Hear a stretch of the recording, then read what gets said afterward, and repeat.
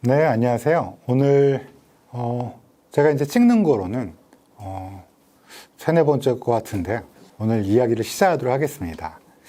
우선 지난 시간에 제가 어떤 일을 구체적으로 하는지 말씀드린다고 했고요. 저는 월요일, 금요일 날 부검을 하니까요. 뭐부터 시작할까요? 그래요. 제가 하는 부검이란 단어가 어떤 어원에서 나왔는지 얘기를 좀 드릴게요. 원래 부검이란 단어는 우리가 흔히 영어로는 이제 오토피라고 불러요. 근데 오토피라고 부르는데 이게 이제 그리스어, 원래 영어도 또 프랑스어 이런 서구의 언어도 어원이 있어요. 그게 보통 그리스, 히라버라고 부르는 건데요. 우리나라, 일본, 그다음에 중국이 한자 문화권이라서 우리가 쓴 단어가 이제 한자 어원으로 이렇게 돼 있잖아요. 그렇듯이 이제 영어, 프랑스어, 이탈리아 이런 언어들은 그리스어 어원인데 그 오토피, AUTOPSY라는 영어로 부검이란 뜻은 오토스와 옵시스가 합쳐진 얘기입니다. 옵시스, OPSIS 이거는 옵시스는 보다란 뜻이에요. 그래서 옵틱 이런 말 쓰잖아요. 옵티컬. 그래서 이게 보다란 뜻이 거기 어원의 옵시스에서 나온 건데요. 그러니까 그러면 뭘 볼까요? 오토스를 보는 거예요. 오토스, 옵시스니까요. 오토스는 뭐냐? 여러분, 오토 그러면 뭐예요? 게임에서 오토 그러면 그냥 켜놓고 계속 사냥하게 하고 이런 걸 오토라고 한다고 하더라고요.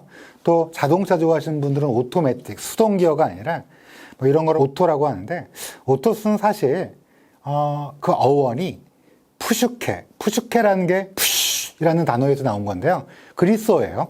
옛날 그리스어. 푸슈케는 호흡이라는 뜻이에요. 숨, 호흡할 때 그 의성어라고 해야 할까요? 의태어라고 할까요? 푸시, 의성어겠네요. 그러니까 이렇게 내뱉는 소리에서 푸슈케라는 단어가 있는데 이게 혼이라는 뜻이에요. 그러니까 우리에 따지면. 근데 오토스라는 단어는 푸슈케, 혼이 빠진 내 자신을 오토스라고 합니다. 그러니까 어떻게 보면 죽은 몸, 혼이 빠졌으니까요. 혼이 빠졌다고 꼭 죽은 건 아니고 그리스 로마 신화를 보면 그런 거지만 결론적으로는 혼이 빠진 내 자신을 보는 일, 이게 바로 오토피라고 부르는 거예요. 그래서 저는 이제 의대생들에게 강의할 때 부검, 즉 오토피는 어떻게 보면 이제 미래나 우리 인간은 호모사피엔스는 언젠간 다 죽잖아요. 물론 죽지 않으려고 노력을 많이 하죠. 좀 더 오래 살려고. 그 노력도 나중에 강의를 해드릴 텐데요. 근데 어찌됐든 호모사피엔스는 정해져 있어요. 정해져 있어서 그게 이제 언젠가 혼이 빠진 내 자신을 보는 일. 나도 언젠간 혼이 빠지잖아요. 그런 일을 오토피라고 합니다. 그래서 굉장히 좀 철학적이죠. 그래서 자신을 성숙할 수 있는 일도 되고요. 많은 분들이 이제 법의학자는 무섭지 않냐 이런 말씀 하시는데 사실 무섭지는 않아요. 그냥 일로 하는 거니까. 그래서 오히려 내 자신을 성숙하게 하는 일, 그렇게 생각이 들 때가 많습니다. 그래서 그러면 어떻게 하느냐, 부검을. 저는 이제 처음 부검을 한 거는 1999년으로 기억하는데요. 1999년도에 제가 레지던트 때 제가 어느 날, 이제 제가 병리 전공의를 했거든요. 병리 레지던트.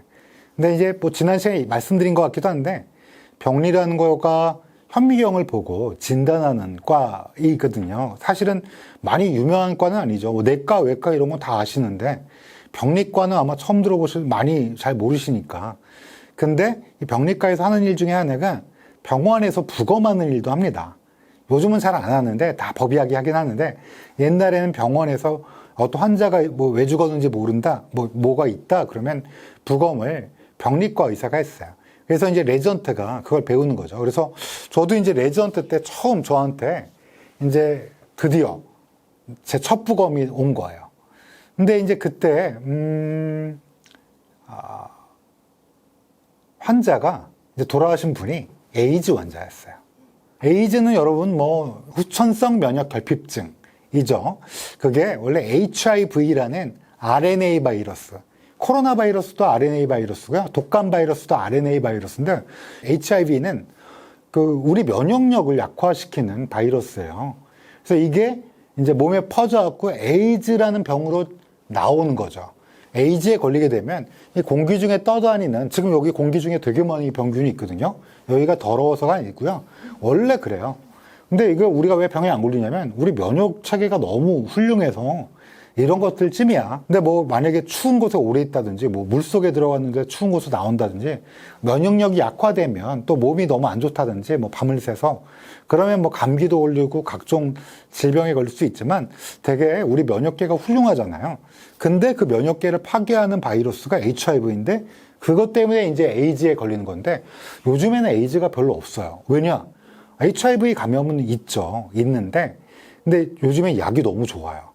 그래서 감염내과에서 심지어 나라에서 돈도 대줘요. 이거는 막 여러 가지 논란이 있는데 그래서 그 약을 먹으면 어떻게 되냐? 마치 고혈압증이나 당뇨병처럼 그냥 그 바이러스를 조절하는 거예요. 이제 얘네들이 면역 체계를 확대시키지 못하도록 그냥 얘네들 그냥 죽이지는 못해요. 완전 없애지는 못하는데 그냥 얘네들 가만히 멈추게 할 수 있는 약이 있어요. 뭐 여러 가지 섞어서 먹는데요. 그래서 에이즈 환자가 요즘에는 오히려 없어요. 근데 옛날 1990년대에는 에이즈는 어떤 병이었냐면 공포의 병이었어요. 그래서 지금 뭐 코로나 바이러스 감염증이 몇 년 전에 뭐 2022년도에 정말 난리도 아니었잖아요. 2023년도에도 있었고. 근데 이것보다 훨씬 더 공포스러운 병이었어요. 왜냐하면 그냥 몸에 갖가지 병, 평소에는 걸리지도 않는 세균이나 바이러스에 의해서 정말 듣도 보도 못한 다양한 증상이 나타나면서 사람이 죽어나가니까 이게 뭐 공포의 질병이었죠.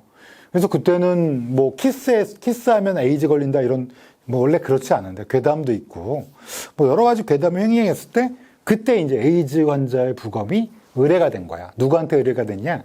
감염내과에서 의뢰가 된 거예요. 저희 과에.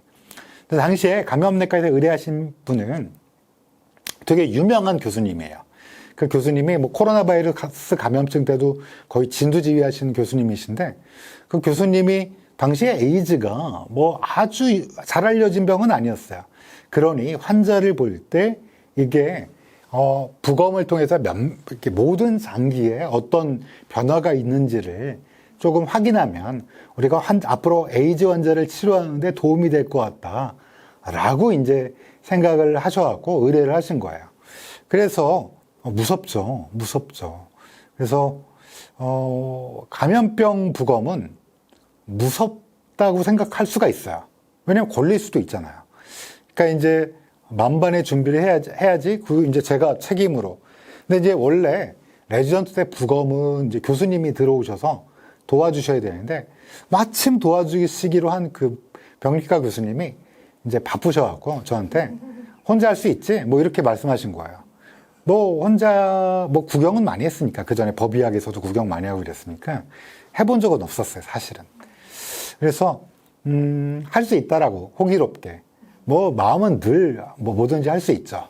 그래서 할 수 있다. 근데 이제 겁이 나는 거예요. 왜냐 혼자 못 하잖아요, 부검을. 지금도 저 혼자 하라 그러면 되게 힘들 것 같아요. 그래서 누가 좀 도와줬으면 했는데 그때 제 친구가 같은 레전트 지금은 이제 중동에 그 아랍에미리트의 병리과에 큰 병원의 병리과에서 근무하고 있고 중동 병리학계 아주 이제 뭐라 그럴까요? 빅가이 아주 큰 인물이 된 친구가 있는데 키도 커요. 184. 그 친구가 이제 저를 도와주겠다고 나선 거예요. 되게 좋은 친구였어요. 왜 무서울 수도 있잖아요, 사실은. 뭐 싫기도 하고. 그래서 이제 둘이 제가 이제 메인 집도의, 이제 주 집도의 그 친구가 저를 이제 도와주는 일. 그래서 이제 둘이 부검을 하려고 부검실에 딱 들어갔는데 온 사방 벽이 비닐로 쌓여져 있는 거예요. 원래 부검실은 비닐로 싸지 않아요. 근데 이제 저희를 도와주시는 기사님들이 있을 거 아니에요. 우리 병리과에는 여러분 뭐 임상병리과 이렇게 대학에서 들어보셨죠? 그래 이제 뭐 2년제도, 3년제도 있고 4년제도 있고 거기 이제 졸업하신 선생님들이 기사 선생님들이 계시는데 그분들이 도와주시는 거를 해요, 원래. 근데 이제 안 들어오시는 거예요. 그분들도 무서우니까. 왜냐하면 공포의 대상이니까 뭐 이해하죠. 그리고 온 사방벽에 비닐을 발라놓고 또 부검 도구, 메스랑 뭐 가위, 겸자 이런 그 의료 기구가 필요하거든요. 그걸 가장 낡은 걸 준 거예요. 왜냐하면 버리려고. 그래서 그 폐기물로 버리려고. 그래서 가장 낡은 도구와 온 사방벽에 으스스하게 비닐로 막 여러 겹으로 그 투명 비닐로 두꺼운 비닐로 막 이렇게 벽지를 발라놓은 것처럼 해놓은 거예요. 그래서 둘이 들어갔죠. 들어가서 이제 부검을 하는데 이제 떨리지만 그래도 이제 이게 제 나름 첫 부검이니까 굉장히 열심히 했습니다. 지금은 제가 부검을 되게 빨리 해요. 왜냐면 오랫동안 해갖고 잘하기도 하고 솔직히 잘합니다. 잘하기도 하고 이제 뭐 그러지 않으려고 하지만 이게 뭐라 그럴까 감이라는 거는 뭐 생기잖아요. 그래서 뭐 섣부른 판단은 안 하지만 그럼에도 불구하고 빠르게 진행은 돼요. 근데 그때는 이제 처음이니까 또 모든 장기에 이걸 관찰하고 사진도 찍어야 되고 뭐 이게 외우지 못하니까 또 이게 기록을 잘 해야 되고 뭐 이런 일을 멀티플라이로 하다 보니까 오래 걸렸어요. 근데 이제 원래 부검할 때 처음에 어떻게 하냐면 여러분한테 보여드리면 참 좋은데 아마 그러면 유튜브에서 노란 딱지 막 붙을 거야. 보여드릴 수 없으니까 그냥 말로 설명하면 가장 먼저 가슴과 배를 절개합니다. 왜 절개하느냐? 안에 내부 장기를 봐야 되니까요. 근데 이제 서양 영화, 드라마, 미국 드라마 같은 거 보면 Y자 절개를 많이 하는데 Y자 절개를 이제 그 미국이나 이런 데서 하는 데는 이유가 있어요. 왜냐하면 외국은 특히 서양권은 아주 오래전부터 사람이 죽으면 진짜 죽었는지가 애매해요. 옛날에는. 그러니까 어때요? 그러니까 부패될 때까지 기다렸어요. 이건 동서양이 똑같아요. 근데 어떻게 기다렸냐면 관뚜껑을 열고 혹시 살아날 수도 있으니까 기다린 거예요. 내가 부패가 되면 관뚜껑을 닫고 묻은 거예요. 그래서 장례식도 관뚜껑을 열고 하는 장례식. 그래서 아마 외국 드라마나 영화를 보면 아마 누가 돌아가셨는데 이렇게 관에 좀 열려져 있고 그분이 이제 뭐 턱시도 같은 거, 뭐 연미복 아니면 드레스 같은 거 여성분들이 입고 꽃에 이제 둘러싸여 누워 있고 막 가서 입맞춤도 하고 뭐 이런 걸 보셨을 거야. 그건 이제 물론 지금은 임바밍이라고 그래서 방부 처리를 이렇게 화장도 하고 그래요. 임바밍에서 EMBA L이 묵음이에요. MING 그래서 이게 이제 뭐 그거 돈 되게 많이 버신다고 그래요. 막 이렇게 장례식 예쁘게 돌아가신 분들 예쁘게 꾸며주고 부패되지 않게 잘 처리해주고. 그래서 서양에서는 목이 중요해요. 보이니까. 그러니까 여기가 이렇게 절개가 돼서 이렇게 꼬매져 있으면 이렇게 턱시도 같은 거 입고 이렇게 와이셔츠, 드레스 셔츠 같은 거 입혔는데 여기 뭐가 있으면 가리기가 어렵잖아요. 그러니까 Y자로 절개를 하는데 Y자 절개를 하면 되게 불편해요. 저도 해봤는데요. Y자 절개를 하면 일단 목 부분 관찰이 상당히 힘들고요. 또 조금 이렇게 하는 사람이 되게 불편한 게 굉장히 시간도 많이 소요되고요. 근데 이제 우리나라는 또 동양은 일자 절개를 하는데요. 일자 절개는 턱부터 아래 배 끝까지가 일자로 절개를 하는데 이게 일단 굉장히 뭐라 그럴까? 여러분 생각하기도 어때요? 조금 더 간단하고 시술이 그 다음에 관찰도 좀 용이하고 목 같은데 특히 뭐 목을 조른다든지 목이 뭐 압박이 있다든지 이런 상처를 관찰하기에 매우 편리합니다. 매우 용이합니다. 그러다 보니까 일자절개를 하는데 근데 문제는 이제 근데 그러면 동양은 사람이 죽으면 어떻게 기다리냐? 여러분 다 아시잖아요.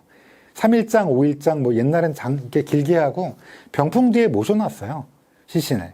그리고 이제 곡을 하죠. 여러분 곡이라고 아세요?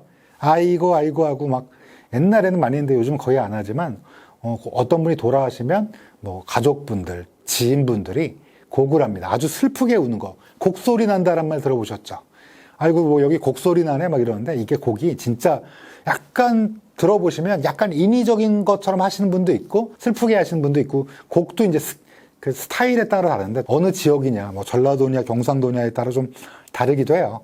궁금하신 분들은 한번 찾아보세요. 유튜브에 있는지 모르겠지만 하여튼 곡 같은 거를 해가 새서 깨어나셔라 뭐 이런 것들을 하다가 이제 한참 뒤에 이제 매장을 하고 이런 거였죠. 그래서 안 보여드리기 때문에 일반 사람들에게 가족들에게 일자절개를 이제 저희는 하죠.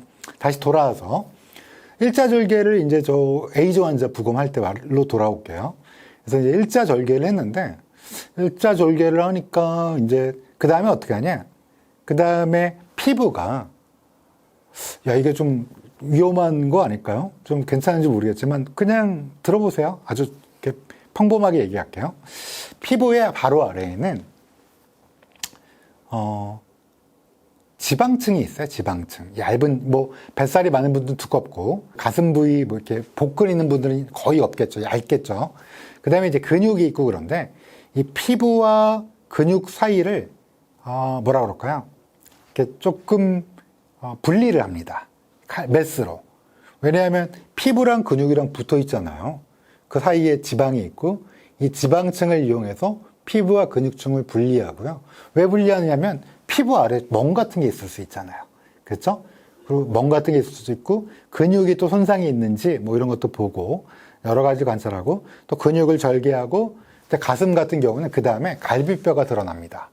여러분 헬스 하시는 분들은 대흉근, 뭐 소흉근, 팩토랄리스 메이저, 팩토랄리스 마이너 되게 잘 하시더라고요. 이게 해부학도 이렇게 헬스 하시는 분들은. 근데 이제 이런 큰 근육들을 제거하고 보면 갈비뼈가 나타나는데 갈비뼈는 뼈니까요.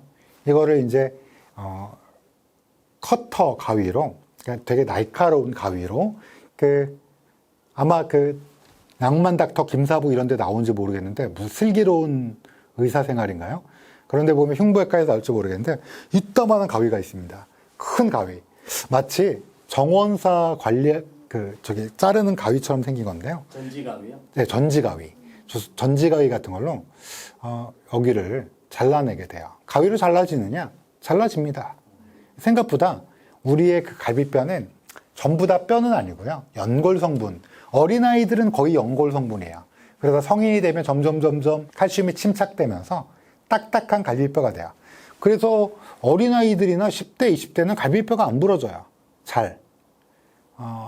물론 아동학대 때는 부러질 수 있죠. 나중에 아동학대 때 뭐 말씀드리겠지만 아이들이 갈비뼈 부러지는 건 진짜 이상한 거예요. 근데 성인들은 잘 부러져요.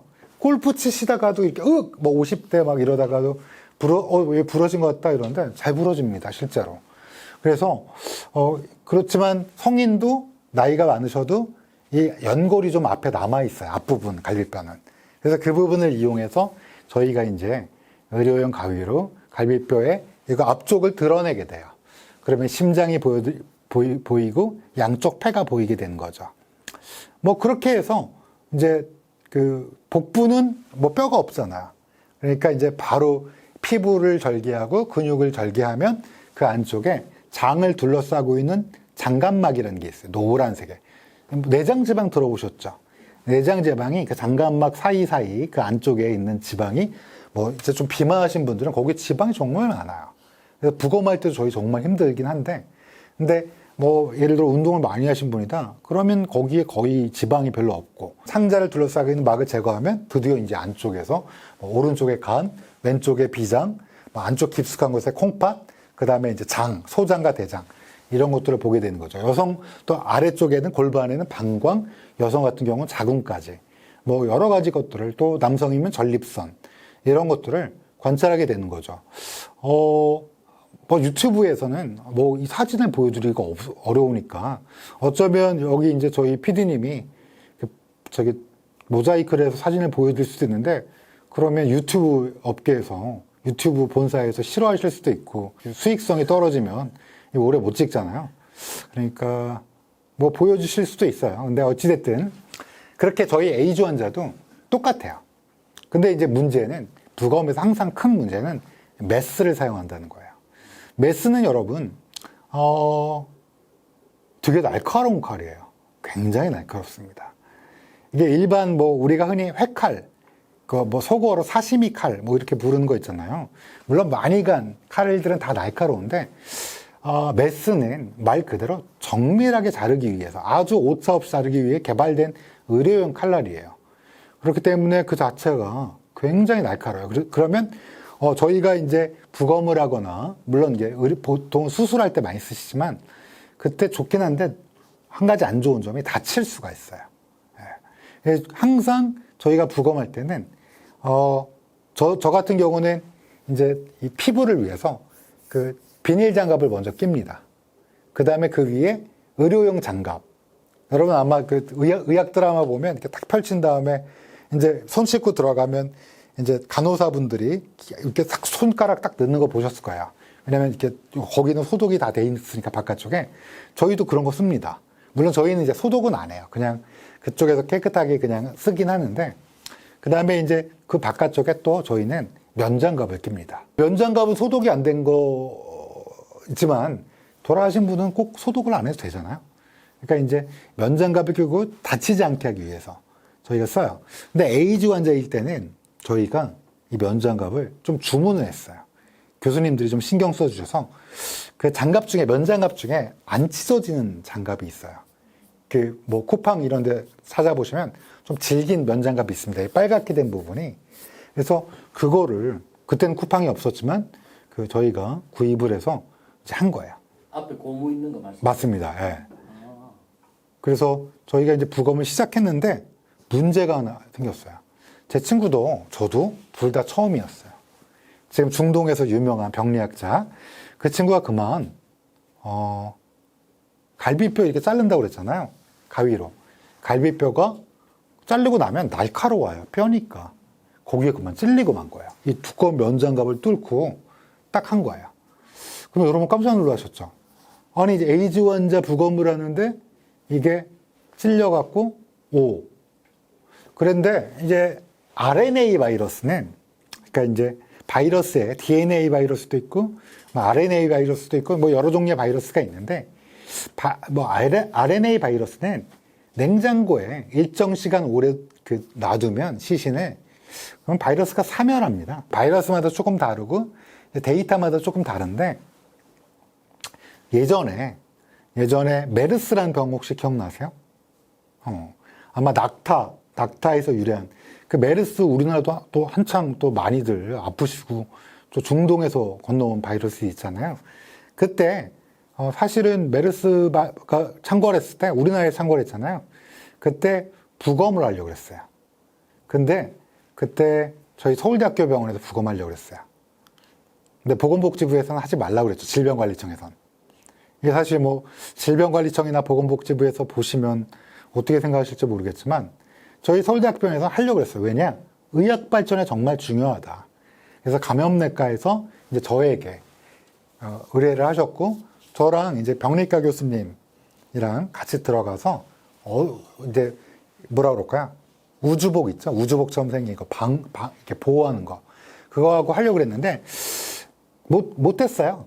왜 못했냐면 처음에 유가족이 오케이 하셨는데 나중에 이제 유가족이 마음이 바뀌셨어요. 아무래도 부검이 싫잖아요. 근데 저희가 이제 이게 의학 발전에 의미가 있다 말씀드렸는데 아무래도 이제 좀 싫으셨나 봐요. 뭐 충분히 이해합니다.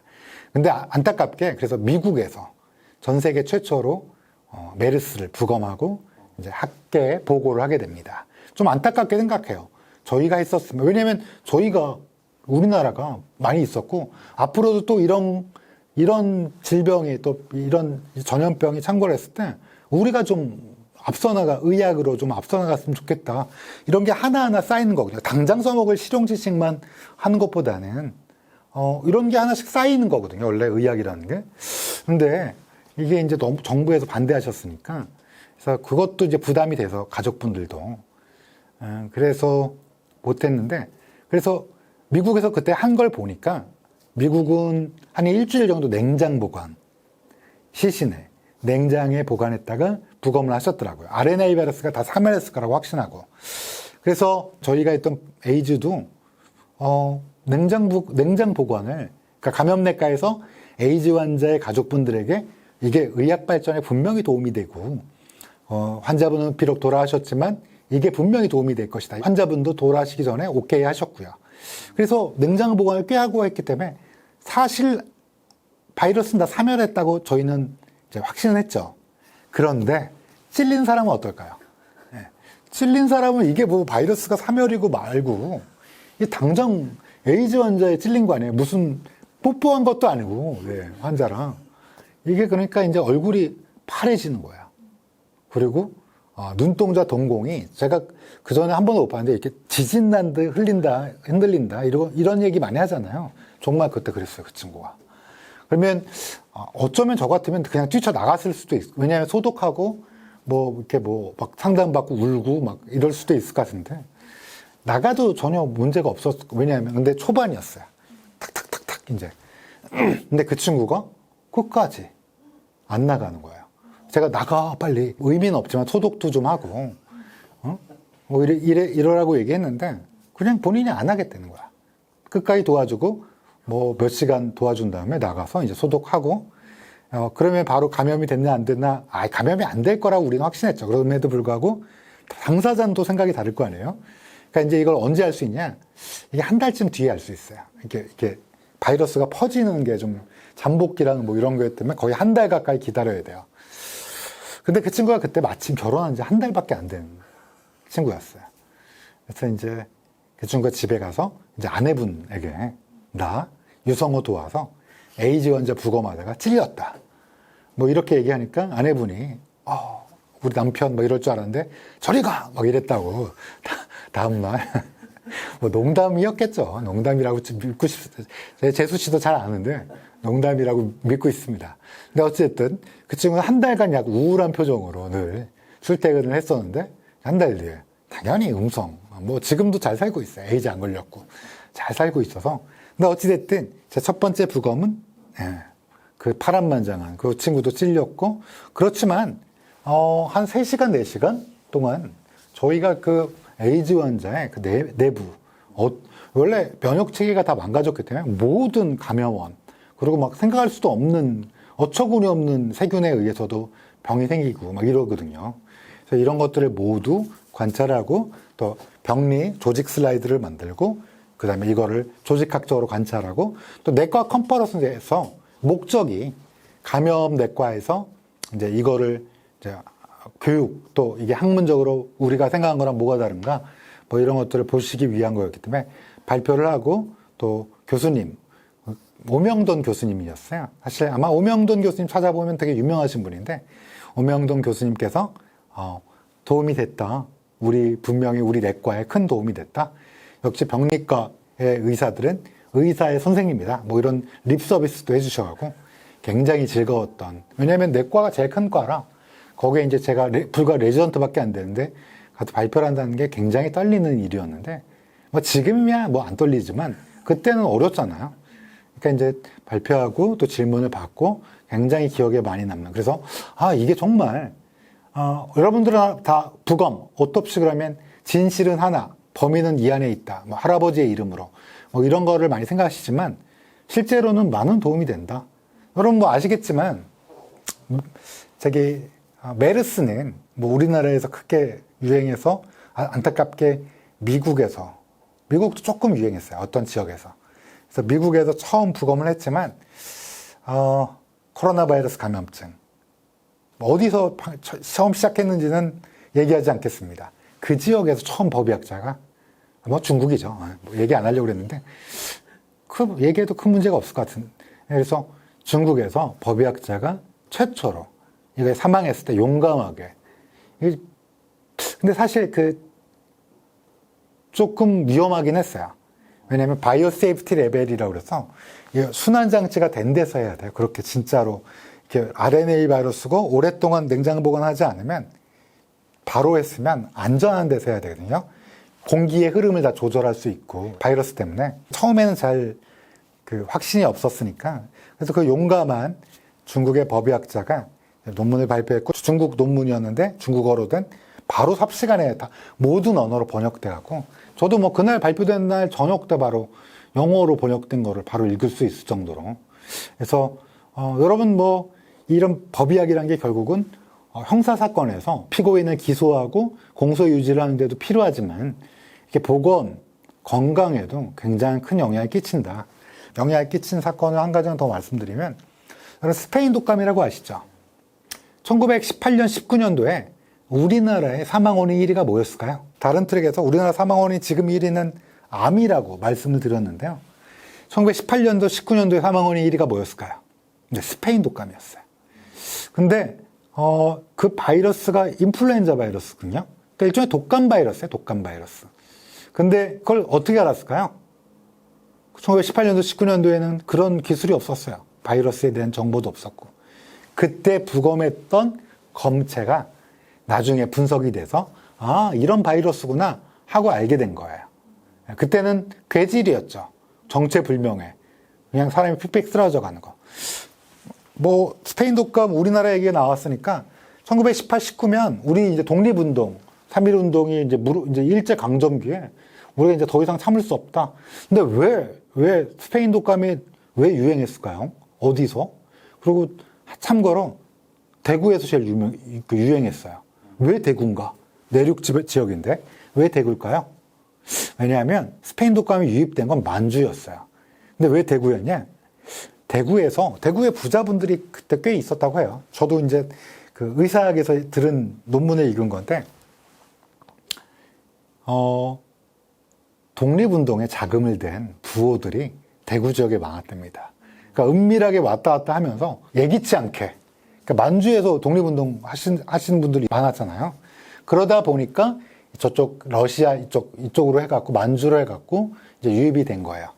그래서 그때도 이제 그때는 일제강점기니까 일본 사람들이 뭐 이제 도쿄 제국대학 출신의 경성제국대학의 이제 교수도 이게 뭐 독감인지는 몰랐지만 정체불명의 괴질이고 아마도 감기 종일 거다 뭐 이렇게 했던 일본어로 된 논문도 있고 그런데 어찌되었든 뭐 이런 것들이 저희 법의학이 이런 큰 영향을 끼친다. 그래서 저희 첫 번째 부검은 다시 돌아와서 에이즈 환자였다. 이런 걸 말씀드릴 수 있고요. 그러면 많은 분이 물어보세요. 그러면 법의학자는 부검만 하느냐? 부검만 하지는 않습니다. 부검만 하지는 않고요. 사건 자문을 많이 받아요. 많이 받아요. 이렇게 말씀드리면 많은 분들이 그것이 알고 싶다나 뭐 궁금한 이야기 뭐 이렇게 얘기하실 텐데 그거는 뭐 그냥 취미 생활이에요. 어쩌다 한 번씩 뭐 들어오는 거고 제가 출연 안 할 때도 있고요. 저랑 생각이 다르면. 뭐 그것이 알고 싶다 같은 경우는 뭐 매번 그런 사건만 하는 것도 아니고요. 또 그래서 제일 많이 들어오는 건 뭐 법원, 검찰, 경찰 이런 거죠. 그렇지만 뭐 방송도 가끔 들어오고요. 근데 이제 생각이 많이 나는 사건은 그래서 부검만 하는 건 아니지만 꽤나 사인에 대해서 원래 결국 법의학자가 뭘 하는 거라고요? 이 사람 누구인가? 사망 원인은 뭔가? 사망의 종류는 무엇인가? 이걸 결정하는 사람이잖아요. 의사 중에. 그러니 뭐 어디든 들어오는 부검 자문을 많이 저희가 할 수밖에 없어요. 왜냐하면 사람이 없어요. 저희가. 그러니까 뭐 하기 싫은데요. 이렇게 얘기하기가 좀 애매해요. 그래서 기억에 많이 남는 방송국에서 온 것 중에 한번 얘기해 볼까요? 어떤 아이가 27개월 된 아이가 그만 식용유에 넘어졌대요. 그런데 의식이 없어졌대요. 그래서 엄마가 큰 대학병원, 지방에 있는 대학병원에 이제 아이를 데리고 옵니다. CT를 우리 PD님이 보여주실지 모르겠는데 보여준다고 치고 뭐 안 보여준다면 제가 말로 설명드릴게요. 여러분 사람 뇌 혹시 살아있는 사람 뇌 만져보신 적 있으세요? 안 돼요. 만지면 큰일 납니다. 어떻게 만져요? 그렇죠? 근데 살아있는 사람 뇌는 실제로 만져보면 저는 만져봤죠. 당연히.